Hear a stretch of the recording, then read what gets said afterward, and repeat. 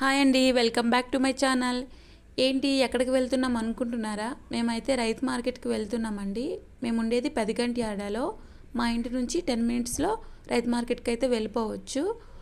మేమైతే 10కి అలా వెళ్ళాము, ఎందుకంటే మా పాపను స్కూల్లో డ్రాప్ చేసి పనులన్నీ చూసుకునేసరికి ఆ టైం అయిపోయింది. యాక్చువల్లీ మార్నింగ్ అయితే వెళ్తే బెటరు. మార్నింగ్ టైంలో రైతు మార్కెట్ అయితే కూరగాయలతో జనాలతో కలకల ఆడిపోద్ది. మేము వెళ్ళేసరికి 10 కాబట్టి ఇంకా అక్కడక్కడ కూరగాయలు ఉన్నాయి. ఇంకా ఏ ఉంటే అవి తెచ్చుకుందామని అలాగే వెళ్ళాము. మా హస్బెండ్కి లీవ్ ఉన్న రోజే మేము ఒక 10 డేస్కి 1 వీక్కి సరిపడా తెచ్చేసుకుంటాము. ఇక్కడ మాకు సోమవారం సంత కూడా అవుద్ది అనమాట, పెద్ద సంతే. అక్కడ కూడా రేట్లు పర్లేదు, బట్ మార్కెట్ సంతతో పోల్చుకుంటే రైతు మార్కెట్లో చాలా తక్కువ రేటుకే ఇస్తారు. ఎందుకు అంత తక్కువ రేటు అంటే, ఎవరైతే రైతులు పండిస్తారో వాళ్ళే స్వయంగా వచ్చి అమ్ముకుంటారనమాట. అక్కడ ఒక బోర్డు ఉంటుంది ఆ రేట్లకు కూడా, ఏ రోజు ఏ రేటు అనేది. సో దాని ప్రకారం అమ్ముతూ ఉంటారు.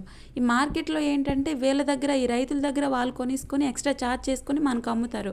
అందుకు బయట ఎక్కువ రేట్లు ఉంటాయి. సో అదనమాట. ఇంకా అందుకని చెప్పి మేము ఒక 1 వీక్ సరిపడా అన్నీ తెచ్చేసుకుంటాము.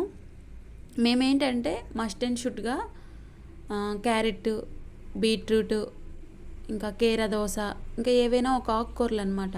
ఇవేంటంటే లెమన్, ఇవేంటంటే కంపల్సరీ తీసుకుంటాము. ఆ తర్వాత ఇంకేమైనా కూరగాయలు అవి రీజనబుల్గా అనిపిస్తే ఇంకా అవి అయితే తీసుకుంటాము.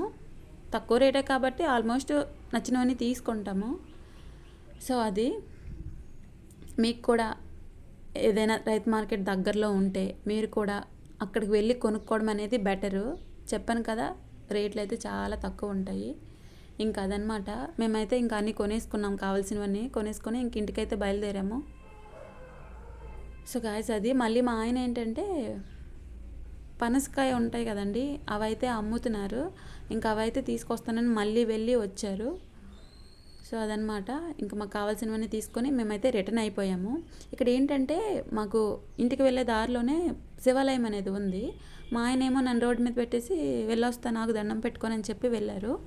ఇంకా ఈ కూరగాయలతో ఏం వెళ్తామని నేనైతే ఉండిపోయాను. మళ్ళీ అతను వచ్చాక నేను వెళ్ళాను, అతను వెయిట్ చేశారు. సో అలా చేసుకొని ఇంకైతే మేము ఇంటికైతే వచ్చేసాము. ఇవన్నీ వెళ్ళి కొనుక్కొని వచ్చేసరికి పెద్ద కష్టమేం అనిపించదు, కానీ ఇంటికి వచ్చాక అవన్నీ సెపరేట్ చేసుకొని సర్దుకోవాలంటే మాత్రం తల ప్రాణం తోక్కొచ్చేస్తుంది, చిరాకు అనిపిస్తుంది. ఇంకా తప్పదు కదా, ఇంకా అన్నీ దేనికి అవి సెపరేట్ చేసుకొని మొత్తం అయితే సర్దేసుకున్నాను.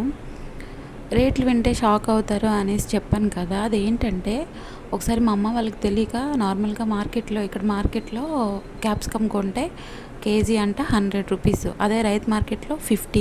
అంత తేడా ఉంటాయి రేట్లు. అందుకని మేము అక్కడికే వెళ్తాము. అమ్మ వాళ్ళకి తెలియదు కాబట్టి ఇక్కడ మార్కెట్కి అయితే వెళ్ళారు, అదనమాట.